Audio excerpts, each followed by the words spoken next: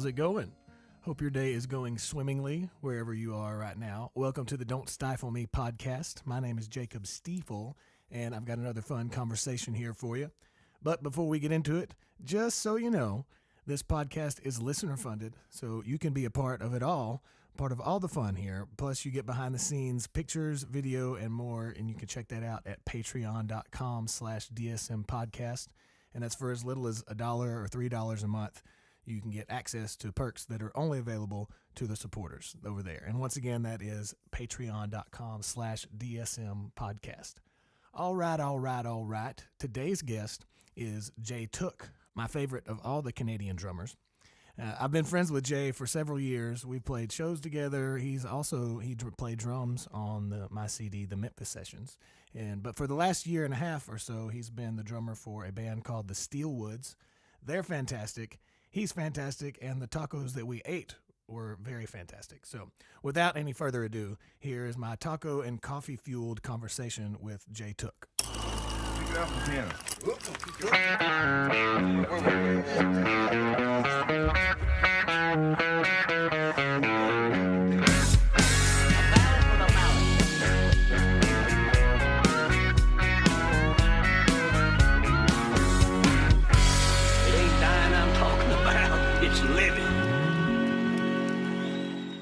Start out with, I'm going to need your full name, your social security number, your date of birth, your debit card number. No, I'm just kidding. All of those things. All of them. I'm planning a trip. I need all of this information. This is the first I've never eaten during a podcast before. I'm not sure how it's going to go. I think for anybody that's like me, that hates the sound of people chewing with their mouth open, this is going to be hell. It's going to be terrible. Yeah. I'll try not to chew directly into the microphone. It used to drive me crazy. Who did I was playing with when I was playing on Broadway? Who was it? I was using in-ears, and they would always be up to the microphone with a piece of gum in their mouth. Oh, no. And it would make me want to shoot myself. This is kind of like Drunk History. Do you ever watch that TV All show, the time, Drunk History? Yeah. It's like that, except for with tacos and coffee and not drunkenness. Not drunk. Yeah. I started to. Sorry, Mom and Dad. I started to eat an edible before you got here, and to make the conversation a little bit better. But then I realized that I'm volunteering this afternoon at Vanderbilt Hospital, singing to sick people. Maybe I don't go to the hospital high. Well, or maybe you do. I don't know. Oh. Maybe you'll learn something about yourself. Instead of having all the fun, you'll just get super introspective about life and How much it means, man. how much it means. Don't take anything for granted. Yeah. Man, I tell you what, folks, when you come to Nashville, you should go to, I always have trouble saying it, El Haciense? I say Heliense. Haliense. I think that's it. Yeah, El Haliense. Check it out. East Nashville, good tacos. We're enjoying some chorizo, some chicken, and some steak. Chorizo's always the dessert one for me. Oh, okay. Yeah, when I go, I order 2 chicken and 2 chorizo. Okay. And I eat the chicken first, and then I have my chorizo. I gotcha. My computer's doing weird things over there. What's it doing? It faded out I don't know. Anyway. Well, mine faded out for a second too, but not at the same time as you. Oh, welcome, people, as we talk about computer issues and tacos. Tech talk. Yeah. There we go. Tech talk tacos with Tooke. You're hired. Alliteration Tuesday. Oh, and it's on Tuesday. There you go. Man. Tech Talk Tuesdays with Tooke. I'll have to do this again. Let's just go ahead and do it the first time first, and then we'll see. Yeah. See if we're going to do it again. So what is your? I was doing this earlier. I was typing your name. I was like, I don't even know if his name's actually Jay, or if it's like Jay Cott, if it's really Jason, or if it's like Jamal. It's actually it's James. Okay. So I grew up in Canada. I grew up in a real small town. It's about 5,000-6,000 people. Yeah. And it just, like every other country song that was written in the 90s, it was sung by Martina McBride. I just wanted to get out. Yeah. And get away. Slam that screen door behind me. And what part of Canada? I grew up in Weyburn, Saskatchewan, which is it's an hour north of the Canada-North Dakota border. So Okay. So not far into Canada.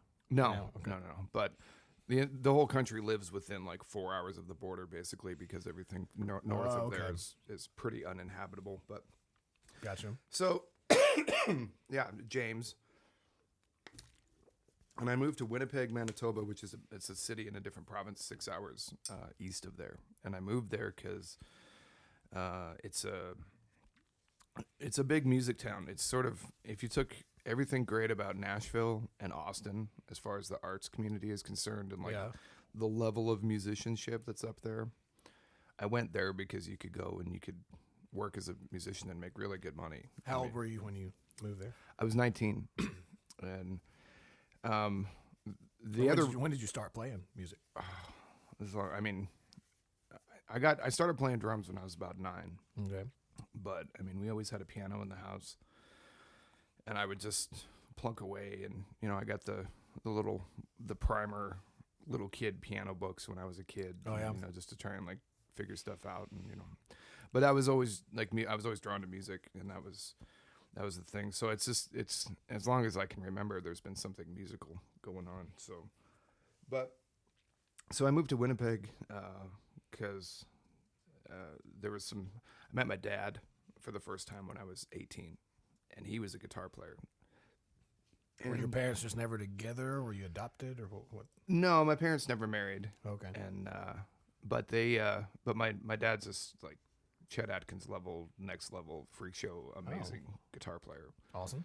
Yeah. So got to know him, and he lived there, and then through him learned that you could. I mean, there was a huge cover band scene there. Like there was, you could play 5-6 nights a week, and you were making like $150 a night in the late '90s, which was a lot of Which people still beg to make now. Yeah, but it was cool because the Winnipeg is a home of the Guess Who and a lot of other things. And there was a guy that, I think it was the guy that managed the Guess Who, worked for the city council, and he had instituted this bylaw that if you were going to have a bar license, they called it a cabaret license, that you had to have live entertainment.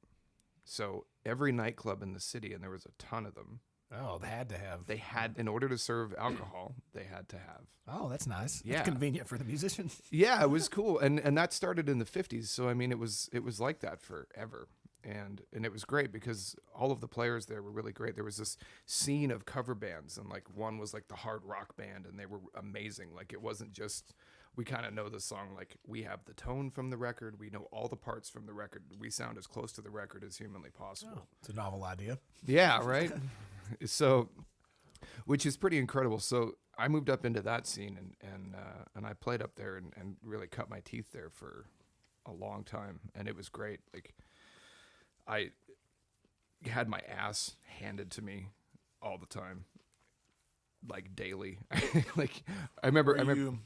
Were you in a band, or did you just do like drums for hire? Just drums for hire for the first little while, And I remember the month that I moved there was a blues jam that went on with some heavies. There was a guy there named B.B. Gordon, who's a bass player in the house band, and I got to play with him a bunch before he passed away. But he grew up and played in Chicago and played with Buddy Guy, and and I guess he defected because he wanted to avoid the draft. But I remember, showing up to this jam session with him and playing we're gonna play some blues, and I thought my shuffle was up to snuff because I'd watched a few Stevie Ray Vaughan videos, and I thought I was ready. Yeah. And it was really nothing better than like the high school jazz band, real stiff, like gung gung gung gung gung gung, kind of thing. And I get up on stage, and they kick. Somebody says, "We're gonna do some Stevie Ray Vaughan tune." I'm like, "Yeah, I'm gonna nail this. I'm gonna be the fucking man. This is gonna be awesome." We're not 4 bars into the tune, and BB's up there playing. He looks around at me and goes, "What's the matter, boy? Can't you shuffle?" I was just like, "Oh God, I'm trying. I thought I was. I Instantly don't know what to do. It was humiliating. Yeah. But the cool thing about the city is it's like everybody there was that level, and everybody was super encouraging, And it was the kind of, I was fortunate that I was always playing with players that were a lot older than me and a lot more seasoned, and they were patient, and everybody politely kicks your ass in that town. Yeah. Like all the, if they see It's something. good. I mean, they say surround yourself with people that are better than you. So Yeah. make you rise to the level. Yeah, it was good. It was, I don't think I'd be doing anything that I'm doing. I don't think I'd be living in Nashville had I not moved there. So I wonder if that guy, you said that guy defected or whatever because he didn't want to, be in the draft. Could you just leave the country? Or is it like illegal and they just did it anyway? Well, I think in the 70s, immigration was different. Yeah. I mean, than it is now. I mean, I know that you used to have to, like, I used to be able to cross the border with my driver's license, and I could walk. We used to play in this border. Just to do like daily or just to do things? To do whatever, if you wanted to go shopping or whatever. Yeah. We used to, one of the cover bands that I was in, Toontown. Toontown. Tooke. We used to play in this town in Ontario called Fort Francis, and it was a border town, and on the other side is International Falls, and I was like 19, and it was a fun gig, but we used to just get shithoused drunk, and these American girls would come across because they could come drink in the bar there because it's 18 to drink. So really? Yeah. So we would go after the shows. They'd say, "Oh, come, we're gonna go party at my buddy's place," and we could just walk across the border with our driver's licenses hammered, and then come back into the U.S. and then They'd come probably back. arrest you now if you tried that. Oh God, yeah. I mean, they wouldn't. It's just such a different thing now. I mean, So when did you? How long were you in? What was that? Saskatchewan? Winnipeg. Winnipeg. Okay. Yeah, Winnipeg, Manitoba. Winnipeg. Okay. How long were you there? 15 years. Oh wow. Okay. Yeah. So what made you say, "All right, I'm going to"?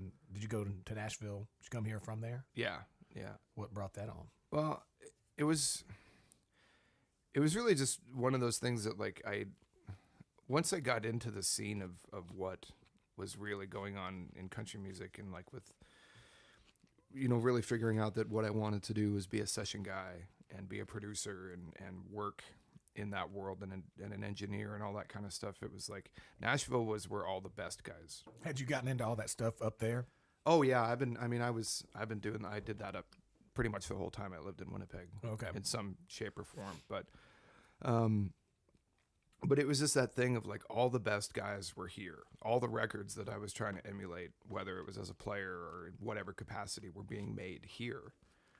So it was just that challenge of, okay, I got to go down and see if I can do this. And it took a long time because it's one of those, I have it pretty comfortable here now.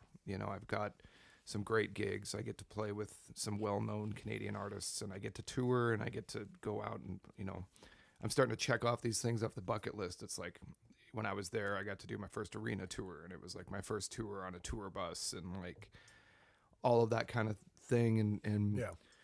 Having songs get cut by artists and do, it's just like things are pretty cool here right now. Like I could stay here and just sort of figure it out. But it was just that the brass ring to me was here, Yeah. And So when you were thinking that when you were up there, you were still living there. yeah. So you could have stayed there, but you were like, the next challenge was. Let's see if we can do this, So I was on the road with an artist named Jody King, and she was what they called an inspirational pop artist. She was a crossover Christian artist that was on EMI. Inspirational pop. Mhm. All right.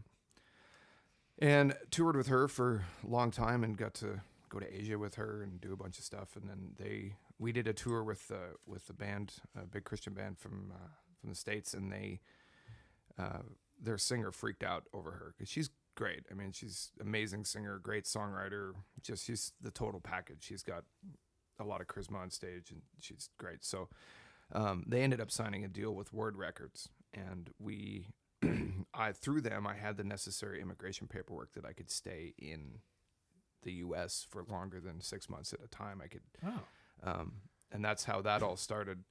So when they moved down here, I just decided, well, this is it. I mean, this is the time, and through some things, that gig ended up dissolving, just with the direction that they wanted to head was not really something that I wanted to be that I was Yeah. just wanting to do anymore. I had, other my own plans. Yeah. So that brought me here it'll be 6 years ago this January coming up that was. Very cool. Mm-hmm. That's so I guess I was going to ask about the whole immigration thing. So through them, you already had the papers and stuff. Because I was wondering are you still a Canadian resident or a Canadian citizen? Are you? I'm still a Canadian citizen. And so that paperwork that I had it's a visa that you can live on for a year, and then you have to renew that. Yeah. And Can you just keep doing that as long as you want? you can, but I went ahead and got. It was after the first couple of years I applied for what's called an O1 visa, Yeah. and what that gets you is it's what they give like hockey players and athletes and actors and when they're brought to NHL teams, and that's the type of visa they get, and also Okay. musicians and actors, and when Jim Carrey would have moved to the States, he would have been given an O1. Where's he from? What part is it? Toronto. Okay. Yeah. So Crazy Canadians. crazy Canadians. So that was that's the thing, is that you got to apply for that stuff. But I'll be green card is next, and then I'll probably go for dual citizenship depending on how things translate in the next little while on the Yeah. political landscape. But Yeah, we'll yeah. just we'll stop there. It's nobody knows what's happening. I don't know. Yeah. I've found that the older I get, as time goes on, I finish so many more sentences and statements and thoughts with, "Yeah, but I don't know." Like I'll say whatever, and then I'll just be like, "But really, I don't know." Because you don't anymore. Yeah. Nothing's absolute. No, I heard. I think I talked about this last week, but there's a podcast that I listen to called "How I Built This," and it's about people's success stories and building Amazon and Whole Foods and all this stuff or whatever. And the people that did own and created Alvin and the Chipmunks were on there, and they were talking about it's a guy and his wife, and they own everything, franchising, like, or whatever you call it, like everything. And so they were talking about learning how to do this and learning how to get animation and learning how the movies stuff works. And the whole time they'd be talking to quote unquote experts in the movie business or whatever. And he said, we quickly found that there are no experts, that nobody really knows. No. And that's so true about so many different aspects of life. Like there's people that have a good idea, and there's people that know what worked for them. But what works for Jay Tooke probably is not going to work for Jacob Stiefel. It's got to be, I got to. And Jay Tooke's stomach spoke up there. And there we go. But but that's true. I mean, You got to figure out your own path. You got to trial and error this thing that we're living through. pretty much. Yeah. Because it's all time and place.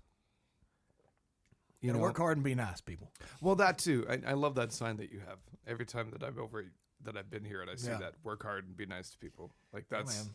It's the motto. It's the motto. It is, but but so much of that too is just like when you do put in the time and you are nice to people, then there always is that time and place where the right person recognizes that. Yeah.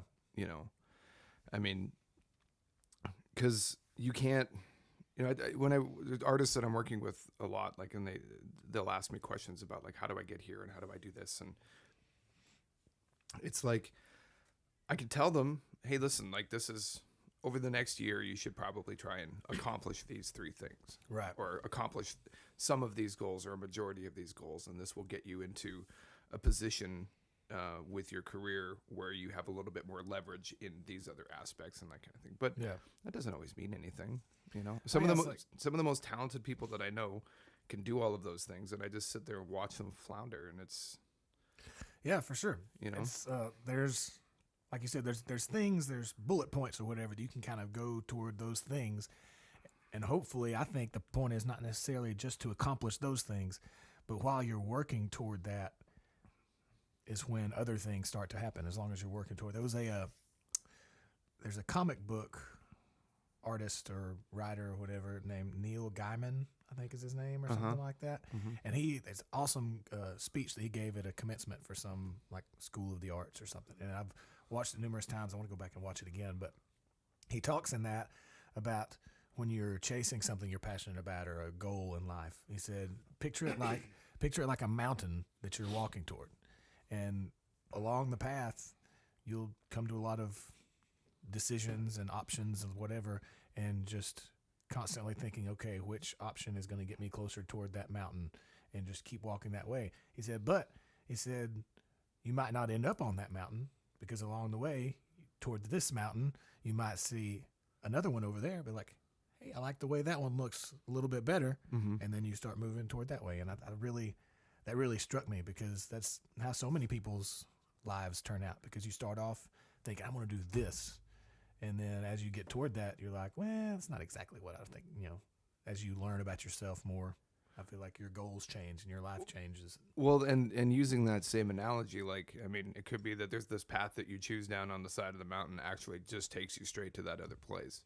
Yeah. Because when I started out playing music and being a drummer, like, my goal was I wanted to be like the next Vinnie Colaiuta. I wanted to be all the notes all the time, and I was going to be on the cover of Modern Drummer every year, and just doing like, I was going to be the guy that everybody wanted to be. Right. In my head. I mean, that was not something I ever said out loud, but For sure. That's But those were kind of the goals. But then I got in with this. I got asked to come out and tech and play some banjo with this band called Doc Walker. They're Canadian. Banjo, for you folks out there, is a banjo type instrument it's trickery. It's all trickery, because it sounds and looks like a banjo, but it's got 6 strings tuned just like a guitar. Yes. It makes lazy people like me useful. I love it when you see somebody on like TV or something playing one, and everybody's like, "Oh man, I didn't know he could play the banjo." Just playing guitar chords. Anyway, sorry. That was a good aside, though. But it was that thing. Like, I didn't really listen to new country.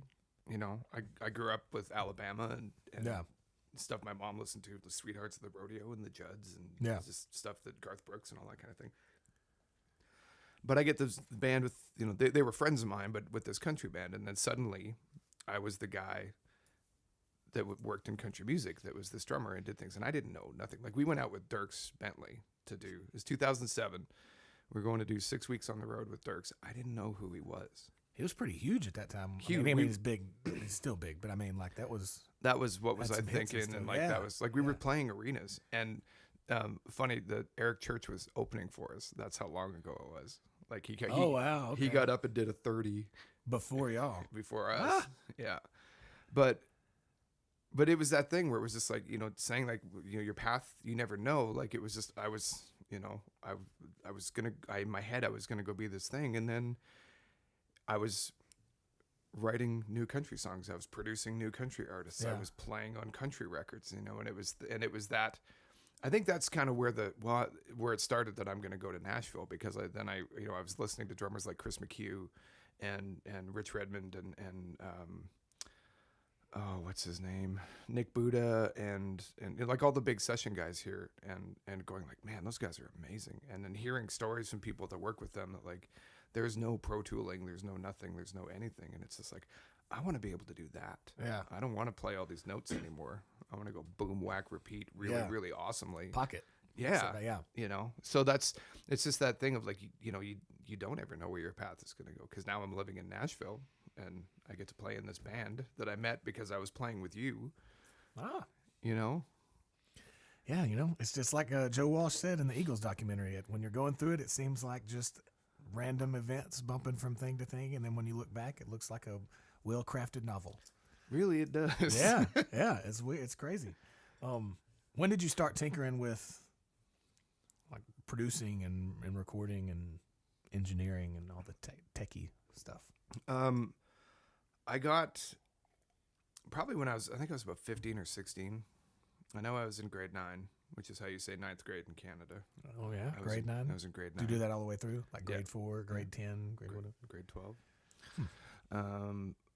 And I got this little Fostex 4-track from the local music store that I mowed a bunch of lawns and saved a bunch of money for, and it was just under the counter. It was used. It didn't have a manual. It didn't have anything, and it was like, I got this thing, and I bought a stack of cassettes, and I was like, cool, what do I do with this? And I just kind of like figured out how to work it, because it was 95, so Google wasn't a thing. I couldn't just you know, and Yeah. nobody in my town knew how to record anything, you know. So it was just trial and error. And Figuring out what buttons, you know, what this switch did and when I got sound. so it was with actual cassette tapes, like Yeah. recording on the cassette. Okay. 4-track cassette I recorder. gotcha.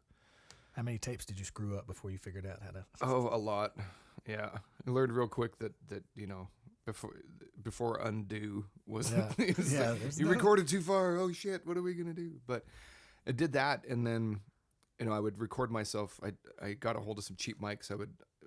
My junior high was so good because they would let me borrow things all the time, and I could take you know, the little on-off switch realistic Radio Shack microphones that they used for assemblies. Can I borrow some of these? Because I want to record myself playing drums. And I'd put on Pearl Jam records. Great drum mics. Yeah, you know, just sort of like put them like 2 and go, well, this will be great. You know, just sort of This is haphazardly. exactly how Zeppelin did it. What is Yeah. it?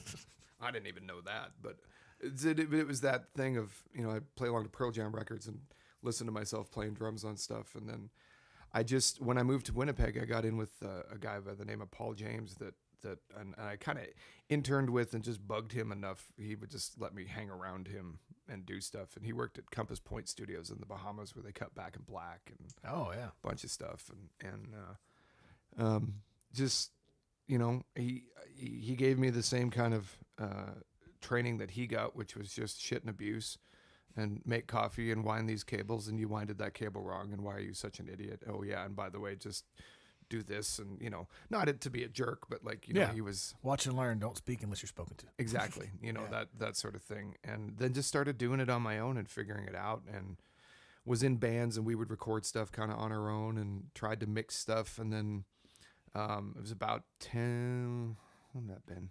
Probably about 10 or 11 years ago that I actually did the first recording where I was producing and charged someone money and like got paid for it. Yeah. You know, I kind of felt like I was, okay, I'm ready to do this now. And it was just sort of haphazard, and it was fun. I've been doing it ever since, you know.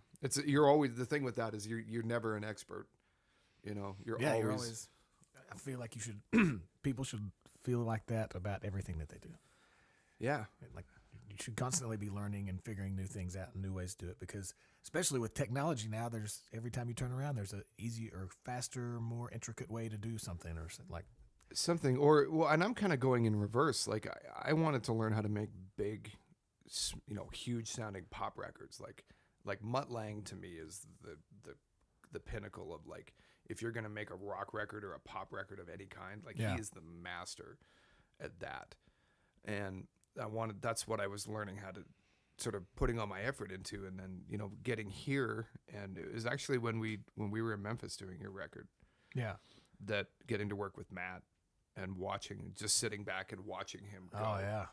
you know, and it's like, man, he can do all of this with like 6 microphones. This is insane. And subsequently getting to work with him on some other things, like I love trying to do as little as possible and still making it sound really, really great. You know, whereas I used to put 16 microphones in a drum kit. Like I just did some stuff this week where there's 5. Yeah. Yeah. Figuring out the like 1 or 2 places you can put a mic instead of we'll put 7 here and combine it all or whatever. But Yeah. Yeah. I'm excited to. Makes me want to get back and record again. Yeah, dude. Yeah. That was a fun few days. That was the best week of my life. Talking about the Memphis sessions, ladies and gentlemen, which you can go purchase on iTunes, or you can come to one of my shows and buy a CD, and I'll give you a hug. Or do both. All of the above. All of the above. And then we'll go get tacos and drink whiskey. Are you going to eat that last one? It's got your name written No, all over I it. can't. I'm done. I can't do anymore. We'll give it a chance. Yeah. Okay. Leftover tacos. Oh, man. How's the coffee? It's good. It's better than what I got at home right now. What kind do I get? I think it's this is Seattle's Best or something. I don't know. Kroger? It's Kroger. Yeah. Yeah. It's not the bottom shelf, but it's not top shelf coffee. It's kind of the middle of the road. There's the what is it? The Kona blend they have is good. Ashley's been going to World Market lately Oh yeah. and buying bulk coffee there. I need somebody to give me a coffee sponsorship because I drink it and talk about it all the time. If anyone's listening out there with a coffee company, hit me up. when did so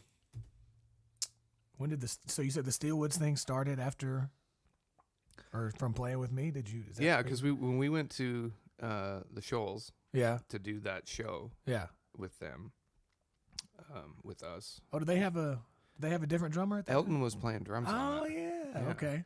All right. So Elton had been, just kind of hired to be in there to do the thing. And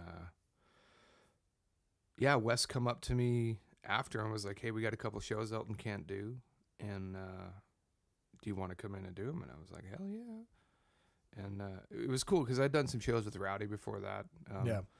There was some downtime from when he was playing with Jamie, and we'd gone out to Dixon and played at the Wanted Saloon. Oh, yeah. Yeah. I've played there. Don't need to say much more. Yeah. They were just on that bar rescue show, I guess. I saw that.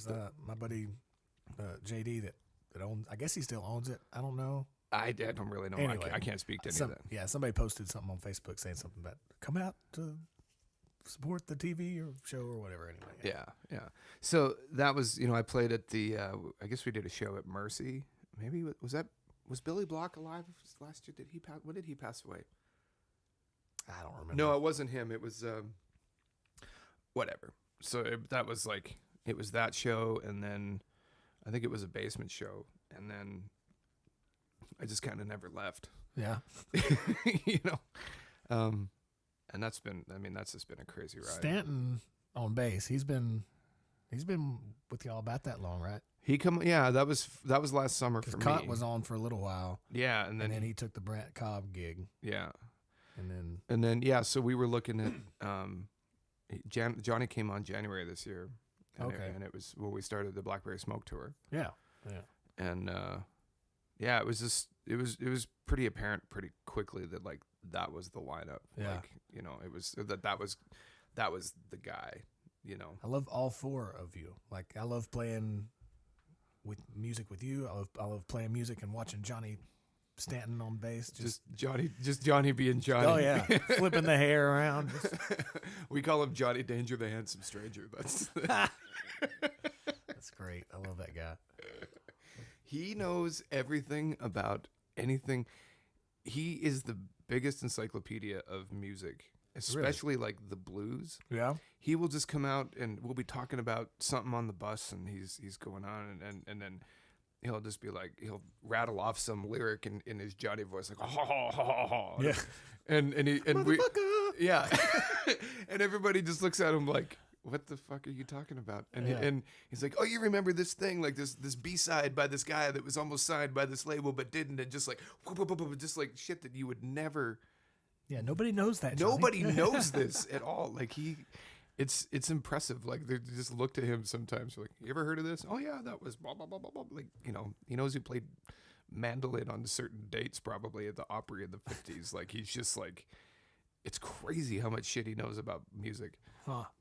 We were talking earlier about how busy this year's been. I know y'all played. Who all have you played with this year? I know you played with Blackberry Smoke a fair amount. Yeah, we did. Whiskey Myers and Smoke and Whiskey Myers. We did. We got to do some dates with Dwight Yoakam. Oh, that's cool. So did you get to meet him? Did you meet Dwight? Yeah. He's a nice guy. He's a nice guy. Yeah, I've heard some people say he's a nice guy, and then some people say he's an asshole, just like every character that he plays in movies. I don't know. I've never met him. So. You shut your pirate mouth. No, your pirate whore mouth is what is it? Oh, what is it? Yeah, I don't know, at the beginning of Wedding Crashers. Yeah, that's it. Go comatose for me, baby. Yeah. Yeah. Shut your mouth when you're talking to me. That's what it is. Yeah. She said, "Yeah, you shut your mouth when you're talking to me." He's really nice to us. Like he was great. He has a reputation, but he's great. I mean, and he's so good. Yeah. Like there's still the guy. The band is good. His drummer Mitch and I got to be friends on those. Well, really with all of them, but Mitch and I got to hang a bunch, and he's been with them I think for like 15 years. Like Chance and I were talking the other day about Dwight Yoakam, and Chance said, "You think he got up one day in like the 80s and thought, you know what? For the rest of my life, I'm going to wear these tight jeans, these boots, this denim jacket, and this hat pulled down over my eyes. Like, that's just going to be it. I'm never going to change anything." Because he's been wearing that. Like, he's got, that's the look. That's what he wears. Mm-hmm. It's got to be like a good like a Steve Jobs thing. Like he doesn't have to think, what am I going to wear tonight? Yeah. It's like, which shade denim jacket am I going to wear? It's the same one every night. Or he's got like 10 of them that are all the same, Yeah. like in the wardrobe. It's all the case. light denim too. Mm-hmm. Yeah. Yeah. That's classic. So, but I mean, the show, like as far as singing and stuff, is still just as Oh good. man, Yeah. he's so good. Like, you know, because you didn't. I mean, you had to be back then. I mean, there's, you know, this it's Johnny's old joke. What did they have before Pro Tools? Pros. Yeah. You know, like, and it's like, but he just gets up there and he crushes it. You know, and people still go crazy. You know, every time he turns around and shows the audience his ass, the girls lose their mind and they're just like, "Oh my god!" We were playing in Evansville. You could be my grandpa, but I don't care. We were in Evansville, Indiana, where Ashley, my fiance, is from. Her family's from up there, and her mom and her sisters and everybody, they all come out to the show and put them on the list, and they're right in the front. And I go out and sit with the family for the thing, and you know, he'd turn around and shake his ass, and her mom gets all excited. She's like, "Yeah!" It's just like, it was good. It's a good time. But so yeah, we played with Dwight and Whiskey Myers and Smoke, and some dates with a couple dates with like Brantley Gilbert, some stuff with Luke Combs. Luke has been a big champion for us too. And equally as a sweet human being, and it's good to see that he's kind of getting his due diligence, because he's worked his ass off for. Yeah, I don't know much about him. I've heard the name a lot, but I haven't like listened to his stuff or anything. So. He's North Carolina boy, you know. He's not trying to be anything. He's just writing songs and doing what comes out is coming out, and you know, just like the rest of us, he's working his ass off, and he's had some breaks, but you know, he's great, and you know, he's been supportive. And then a lot of, who else have we played with this year? Like, Y'all are starting to headline some stuff too this year, right? We started that kind of middle of the summer, and it's crazy, man. Like, people show up to the shows. That's killer. That's the goal. That's what we all strive for. It is, man. Like, I don't know. It just blows my mind. And we're playing the Ryman Saturday. Yeah. I saw you. I think you posted that. Yeah. Yesterday. Yeah. That's killer. We got asked to do the Opry a few months back for the first time, and we were just like, "What the fuck?" Yeah. Like, that's crazy. Who all's playing this Saturday? I know. When you say nothing at all, what is her name? Alison Krauss. Yeah. Yeah. I am a huge Alison Krauss fan. That voice. It's the voice of angels. Yeah, it's like a warm cinnamon bun out of the oven, man. It's just like, that's a very it's a great, what is that like? So it's a simile. It's a simile. Yeah, it's a great simile there. It's just perfect. You put some headphones on, and it's like you're covered up in a warm blanket. Like, she's so great. And I actually haven't looked to see who else is going to be there, but that's pretty big. I've got like a bucket list venues for me. Yeah. And even before I moved to Nashville, that was one of them. And then once I actually got to go see a show there, it was like, oh my goodness. Man, it's just, they say, I've heard a lot of musicians and people say that that's the only place that's comparable to the Ryman Auditorium is Carnegie Hall, as far as like sound wise. Yeah, I can see that, because everybody sounds good in the Ryman, like as far as that I've seen show wise. Yeah. I mean, if you're a decent act, of Yeah. course. Yeah. But as far as the sound, it's always good. There's not a bad seat in the place. All around for the show. It's We went to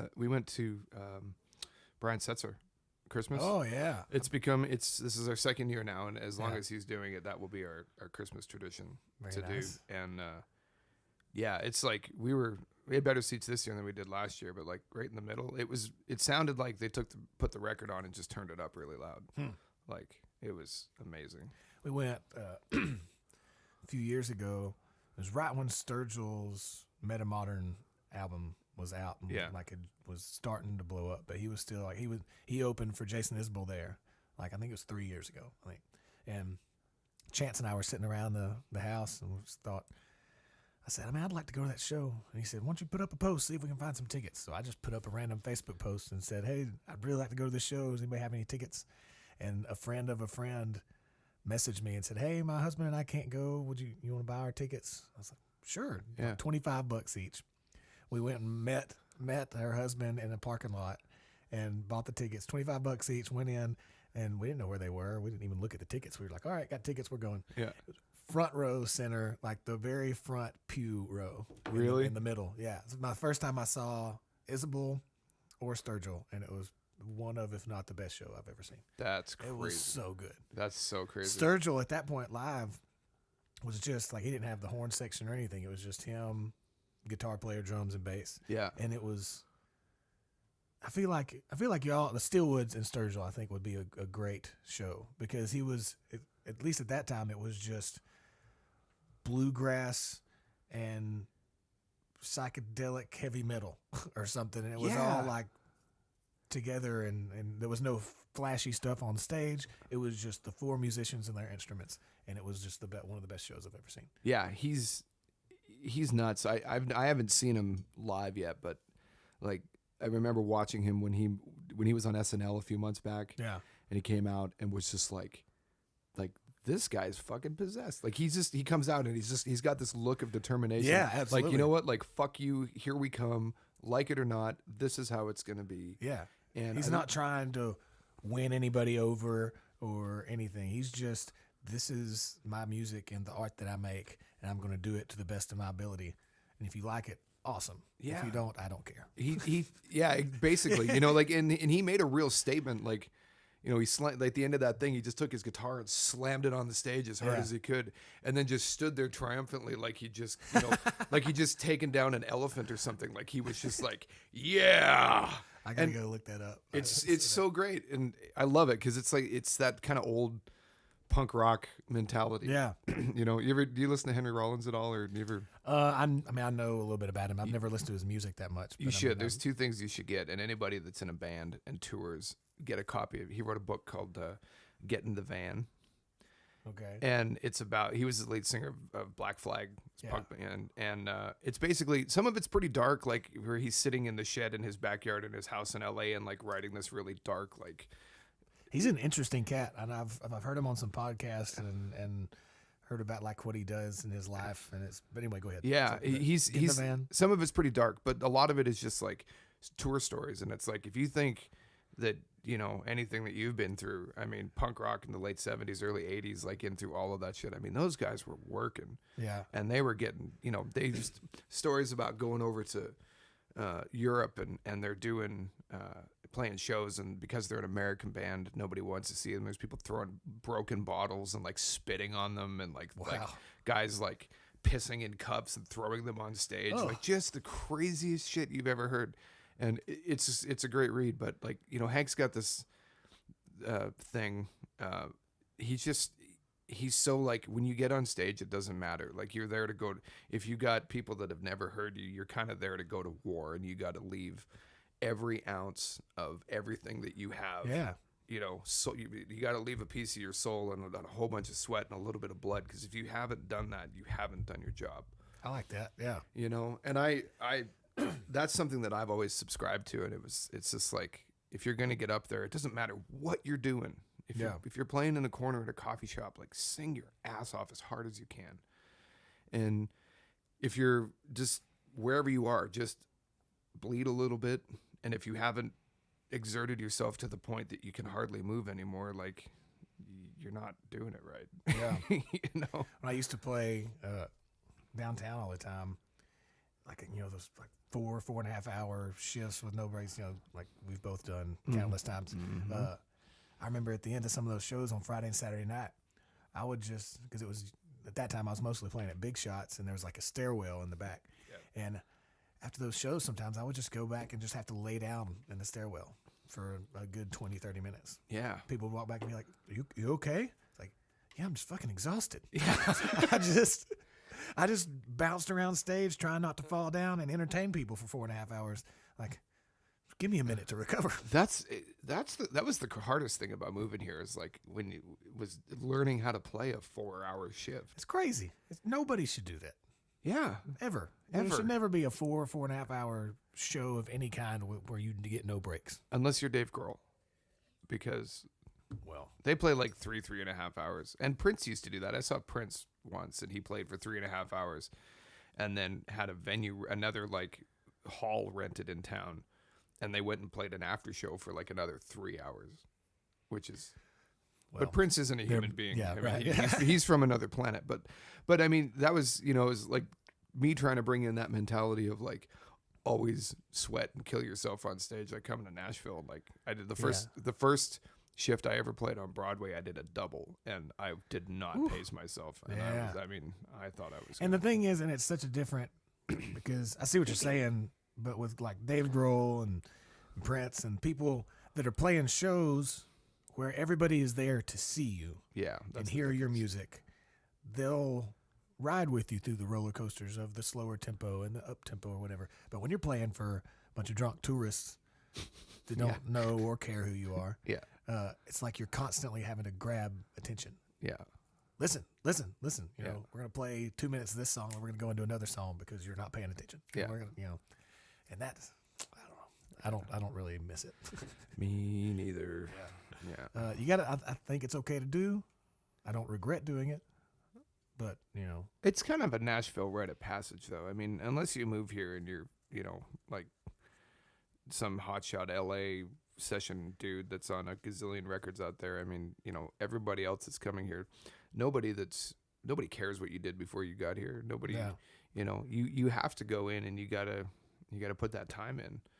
It's just part of it. What's great, like it taught me so much about entertaining people, talking in between songs, figuring out my style or who, what I sound like, what I don't want to sound like, the songs I like to play, songs I don't like to play. Like I learned a lot, and I feel like that's, and a lot of networking, meeting people, like, all those are great things, but, too easily people can get stuck in that, I feel like, and I mean, you bog can you down. You can live down there and you can do it as one of two things. You can use it to really hone yourself, or you can just collect a paycheck and go home and just sort of, well, this is what I do for a living. It beats working at Walmart or whatever. Not that there's anything wrong with that, but Right, not that there's anything wrong with that. I wouldn't want to do that for 30 years. No, God, no. Like it just gets you, Yeah. Like, I mean, what starts, and I got to this point, which is when I started making changes of where I wasn't enjoying it. I wasn't enjoying going to play. I would have to get up and be like, man, I gotta go play. I gotta go play music again. And then I started thinking like, man, I don't ever want to feel that way about playing shows. Yeah. And so that's when I started, I gotta do something. Yeah, I was the same way. I mean, I remember like just sitting on the couch, like watching Netflix or something, and just being like, I don't want to go do this. Yeah. And then eventually, and you have to have that conversation with yourself, like, why am I doing this? Yeah. Like, I have to pull away from this, or I'm going to be complacent, because I didn't want to play drums. There was like, there's periods where like there was a very short period towards the end, because I was playing down there a lot, that I didn't want to play music, at all. And that sucks. Yeah. I mean, I think anybody that's in it long enough or does it enough, you're going to have those feelings from time to time. And if people say they don't ever have those feelings, I don't know if I believe you. Yeah, you're a liar. Yeah. Yeah. Because in anything you do, you get tired of anything. Mm-hmm. You can get burned out on, if you eat cake every day, Yeah. At some point you're going to get tired of cake, Mm-hmm. So I don't think there's anything wrong with admitting that. I never get tired of tacos. I haven't yet. I take a break from this place from time to time, but I never. El Heliense, Gallatin. Yeah, I should go to them for some Gallatin Pike. Yeah. Well, what's the Steelwoods got coming up? We'll play this Saturday, and then we got 3 shows with the Whiskey Myers boys next week. So we're going up to Milwaukee, Minnesota. Milwaukee, the good land. Does this guy know how to party or what?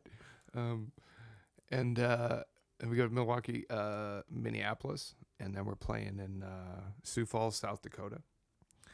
I got some friends and coming down for that, which will be cool. It's still 8 hours from where I grew up, but it's the closest we've been to home for a while.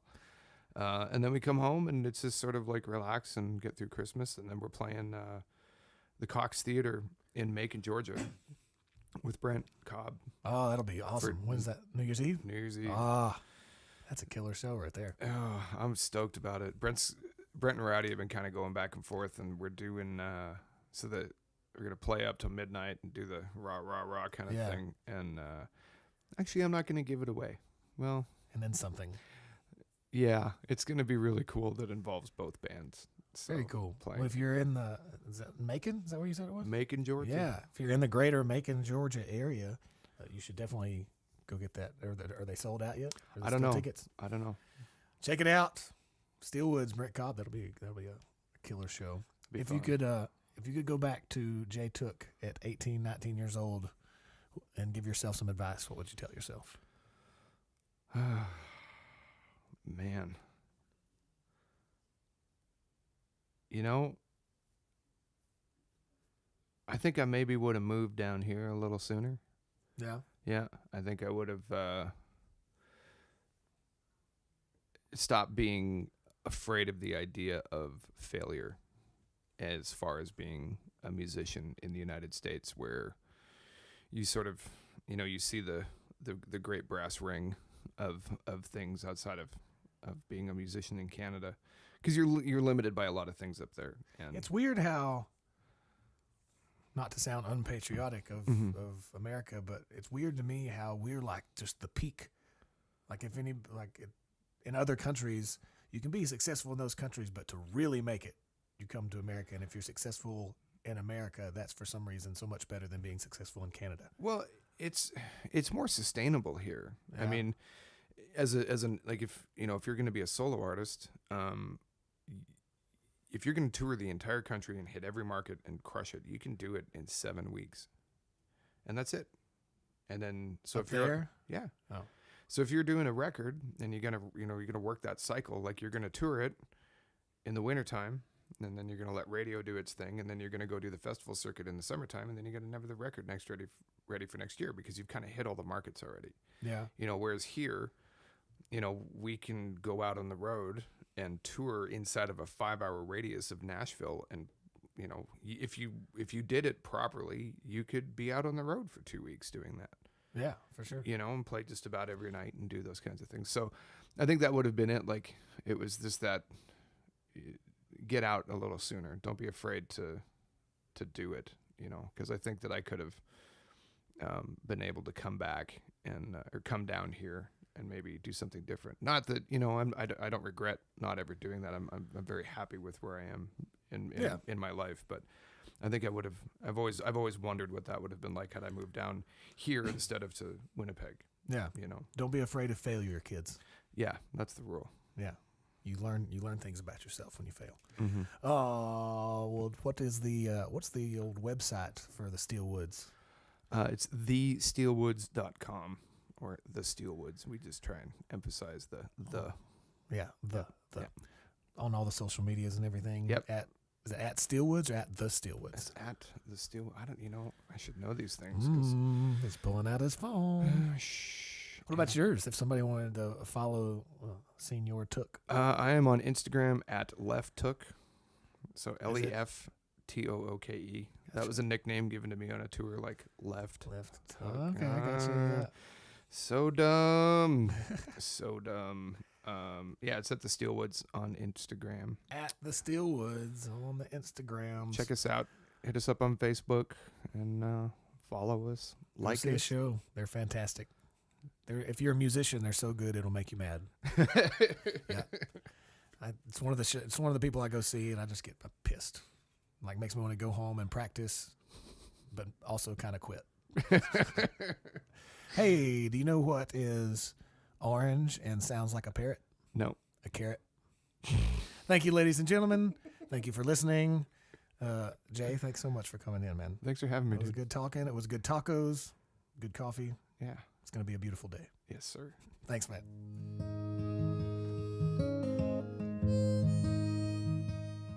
Tuesday Taco Talk with Tooke. There it was. Thanks to Jay for coming in. Thanks to you fine human beings out there for listening. Go check out the Steelwoods. You should do that for sure, because you won't be sorry. And go see them whenever you get a chance. There will be links to their website and tour dates and all that and more, plus a few videos over at don'tstifleme.com/038. Now, while Jay and I play for you in the background here, if you enjoyed this talk, then first of all, I recommend you subscribe to the podcast here on whatever device you're listening. Secondly, if you want more access, maybe some MP3 downloads of the songs that I jam on with the guests, and maybe you want to help keep the podcast going, well, then while you're at it, you should go check out patreon.com/DSM podcast. At that site, by pledging very small amounts, like $1, $3, $5 a month, you get exclusive access to behind-the-scenes pictures, videos, MP3 downloads, all kinds of stuff that go on here at the podcast behind the scenes. So once again, if you want to check that out, that is patreon.com/DSM podcast. All right, the podcast social medias are all at DSM podcast. If you're a social media person, mine are all at Jacob Stiefel, and I run all of it. So if you want to say hey, shoot me a message or a comment or something, and I'd love to say hey back to you. Hope you have a beautiful rest of your day, your week, your weekend, your month, all of it. I will talk to you again very soon.